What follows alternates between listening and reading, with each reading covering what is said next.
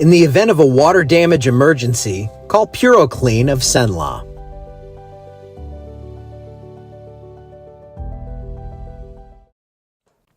Hey, good morning, everybody. Yes, it was beautiful this morning, mid-50s at the official reporting stations, 55 Essler, 56 at AEX.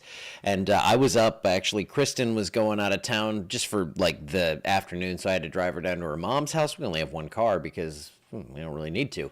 So I had to get up early, though. That was weird for me, getting up at like 6:50. I don't do that anymore. So we went down there, and it was right at that low temperature time, 55 degrees Essler, 56 AEX. It felt beautiful, looks great on Toledo Bend, and looking out across the Red River. We're going with the water theme this morning. It's looking pretty good. Yeah, very tranquil, very nice out there. Temperature's only back into the 60s right now, and of course, with this dry air, no rain here, but look down to the southeast. A few storms there around New Orleans, moving in toward Venice, Chalmette, that area, and it's going to stay down there. But that warmth and moisture is going to edge back into the area. So we are going to see a little bit of humidity return, but it's not going to be the crazy oppressive summertime stuff. You know, I was looking, we are down to like 12 hours and 32, I believe, minutes on our daylight. So we've lost like an hour and 40 minutes of daylight since the summertime peak there, right at the solstice.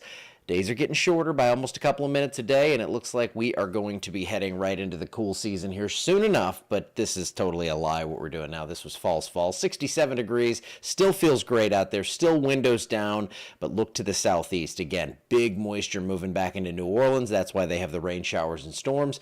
I think we'll see dew points back in the mid to upper 60s, but I don't think we'll see them way up in the 70s like that. Now, winds from the northeast today, light winds about 5 to 10 miles per hour, and there you can see that kind of surge of moisture and the surge of wind, I guess, is a better way to put that, moving in from the east, and that's going to bring those chances for rain down to the southeast. So if you are headed to Biloxi, New Orleans, something like that, you could run into some rain today. Up this way, it'll stay dry and will stay comfortable-ish. 89 degrees, not bad. Humidity's not going to be terrible. So that's what we're looking at for today. Now, with that, the severe outlook, of course, no severe storms up here. We're not going to get rain, but they do have that general thunderstorm outlook to the southeast. The Storm Prediction Center does, and it's because we have a few storms down there, and we'll see a few more throughout the day, maybe making it toward Baton Rouge, but you can see just a few remnants of the clouds that are going to get up here into central Louisiana by overnight tonight.